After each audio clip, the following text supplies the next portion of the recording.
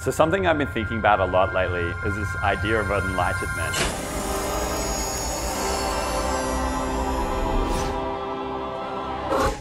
And it's this pretty broad and vague word that people throw around. And I never really had a good conceptual understanding of what it means and how it can play a role in my life. As time's gone on, I definitely have built this kind of mental model that's really been helping me think about enlightenment.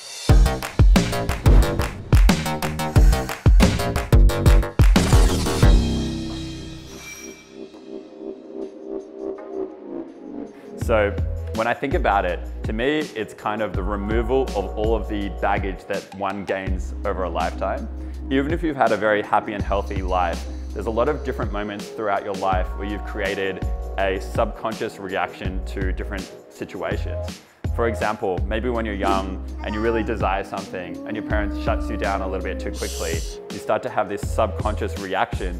Now, if I desire something again, I'm going to get shut down.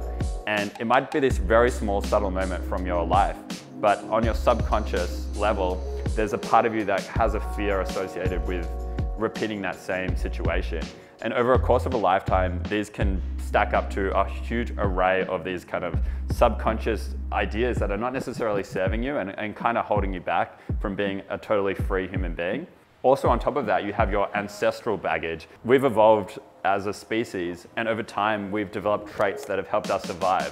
For example, with food, we might have to overeat because we're not sure when our next feed is going to be.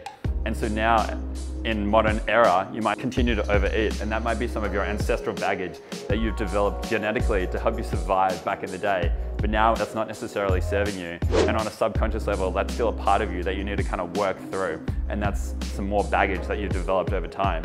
And so over a lifetime, you've developed your ancestral and your behavioral baggage. And this idea of enlightenment is almost removing all of that baggage. Imagine if you could, either through a lot of self-reflection or working on yourself to be perfectly present, you can remove part or all of that baggage that one develops over a lifetime. That's almost moving to this idea of enlightenment, or that's how I understand it, where you can be more at peace with the world, you can be more free with your actions, you can be in more harmony with all of your decisions, and you can just be a happier individual. An example of how this played a role in my life is when I was younger and I started to go out, one thing that I wanted to do at a club was to dance. And I felt embarrassed to dance. I felt like my friends would judge me. I felt like I would be awkward on the dance floor and I'd need a drink to have the confidence to dance. And then as time has gone on and I've gotten more comfortable in myself and I worry less about how other people judge me, now I can be sober in a dance floor and dancing as free as I possibly can be. And it's a beautiful experience for me to be able to move so freely and to connect to music and to be social with my friends. And it's something that by removing all of that pressure that I developed in my childhood of being worried about how the people are perceiving me, it's freed me up to really enjoy music and dancing in a way that I hadn't experienced previously. So I hope you found that useful. If you have any questions about it, I'd love to hear them. And thanks for watching.